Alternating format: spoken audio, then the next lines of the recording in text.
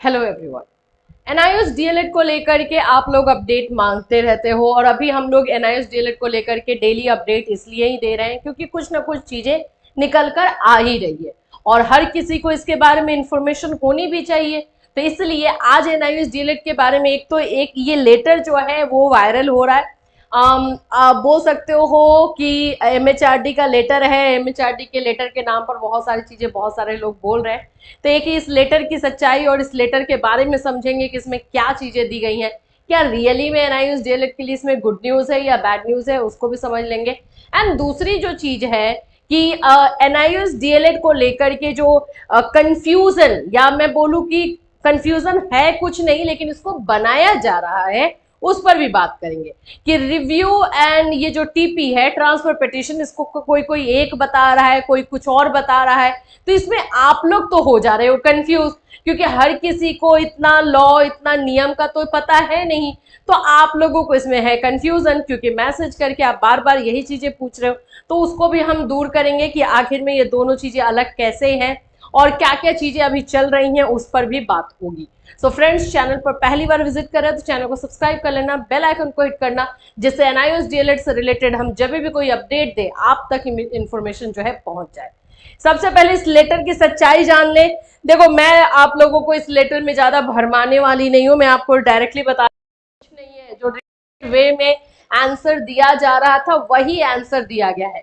ये लेटर जो है बोल सकते हो कि आरटीआई किया गया था और आरटीआई में राइट टू इंफॉर्मेशन एक्ट के अकॉर्डिंग जो है इंफॉर्मेशन मांगी गई थी उत्तराखंड से। ठीक है, उत्तराखंड से जो है ये इंफॉर्मेशन मांगी गई थी। इस बार ये इंफॉर्मेशन जो है एमएचआरडी या फिर एजुकेशन मिनिस्ट्री बोलिए उनसे जो है मांगी गई और इसमें क्वेश्चन वही है जिस क्वेश्चन को लेकर के अभी एनआईओएस डीएलएड के बच्चे भटक रहे हैं, वही क्वेश्चन वो हर जगह से पूछ रहे हैं, चाहे एनसीटी से पूछे या एमएचआरडी से पूछे, और आंसर उनका वही रिपीटेड वे में आ रहा है। कहीं पर कोई किसी का आंसर क्लियर नहीं देखने को मिल रहा है। इसमें भी वही आंसर दिया गया है। इसमें बताया गया है कि पूछा वही गया था एनआईओएस डीएलएड के बारे में और इसमें आंसर जो दिया गया है, अच्छा कोई बोलेगा कि ये भाई मैम पुराना तो नहीं है, नहीं बाबू, ये 21 मई का है और 2024 का है। तो डेट भी आप लोग देख पाओगे, यहाँ पर भी आप डेट देख लोगे साइन के साथ। देखिए यहाँ पे बताया गया, in this regard it is conveyed that the matter regarding NIOS DElEd is under examination in the light of the honourable Supreme Court of India judgment on the subject dated 28/11/2023। MHRD ने तो और shortcut मारा है, उसने तो कहा है कि भाई सुप्रीम कोर्ट ने एनआईओएस डीएलएड को लेकर के ऑलरेडी जो है फैसला दे दिया गया है, वही फैसला आगे के लिए रहेगा। देख लो यहाँ पर, and as and when a decision is taken in this regard, the same will be shared with the stakeholders। मतलब जो सुप्रीम कोर्ट ने 28 नवंबर को जो डिसीजन लिया है वही डिसीजन जो है आगे रहेगा, इसने एमएचआरडी ने डायरेक्टली बोल दिया है। The first appeal authority as per section 19 of the RTI act is Shri Sankhya Roy, deputy secretary. इनका एड्रेस जो है ये सारा दिया गया है। तो इसमें क्या है, अब आप बोलोगे इसमें क्या क्या है, कुछ भी नहीं है। डायरेक्टली सुप्रीम कोर्ट के जो है डिसीजन के बारे में बात कर दिया गया है कि एनआईओएस डीएलएड को लेकर के सुप्रीम कोर्ट ने ऑलरेडी डिसीजन ले लिया है, वही आगे भी रहेगा। बस सिंपल है, उसको तो कुछ करना नहीं है, तो उन्होंने तो यही रिप्लाई किया। तो इसमें इस लेटर में ऐसा कुछ भी नहीं है। जहां तक बात कर रहे हो कि एनआईओएस डीएलएड के फेवर में है या फिर नहीं फेवर में है, तो कुछ ऐसा नहीं है।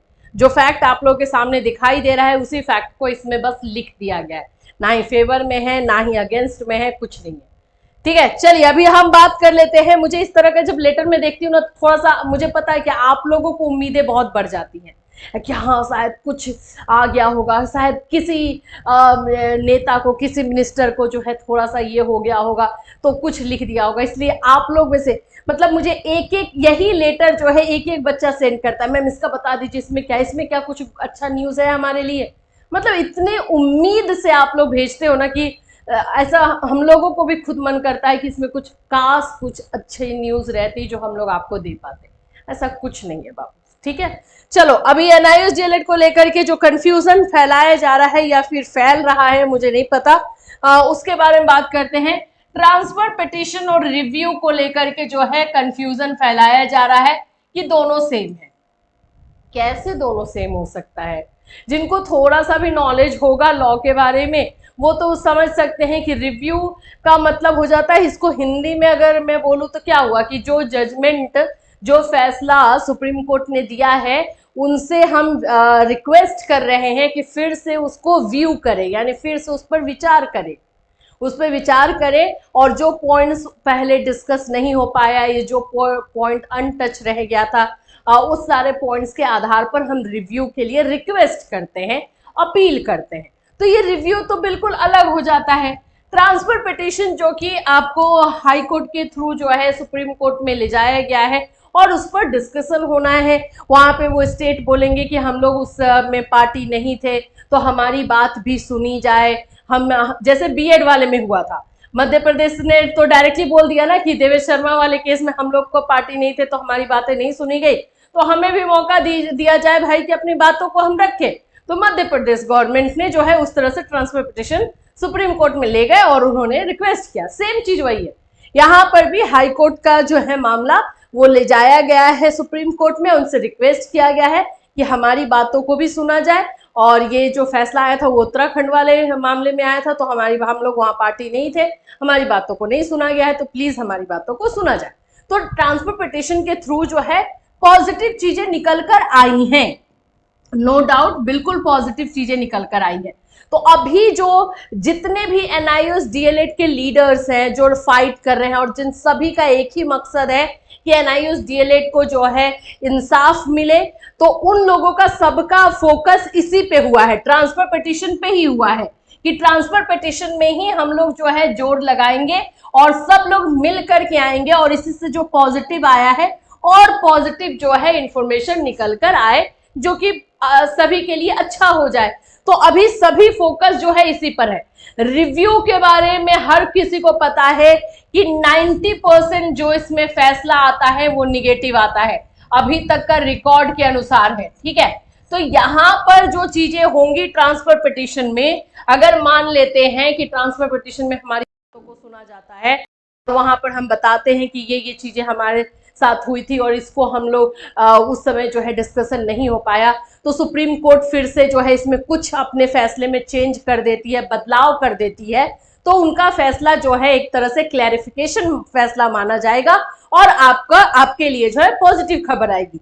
सेम टू सेम बीएड वाले में 11 अगस्त 2023 को सुनवाई की गई, 8 अप्रैल 2024 को फैसले में थोड़ा सा चेंज कर दिया गया, वही चीज होगी और उसको जो है सुप्रीम कोर्ट बोलेगी कि एज अ रिव्यू हम लोग इसको कंसीडर कर रहे हैं, अपने फैसले में हम चेंज कर रहे हैं, that means as a review consider कर रहे हैं। तो वही एनआईओएस डीएलएड में भी होना है। तो बस फिंगर क्रॉस कीजिए, अच्छी न्यूज का वेट कीजिए, हम लोग सब वेट कर रहे हैं और जैसे ही कोई अच्छी न्यूज आएगी डेफिनेटली हम आपको जो है अपने इस चैनल के माध्यम से इन्फॉर्म करेंगे। Till then take care everyone.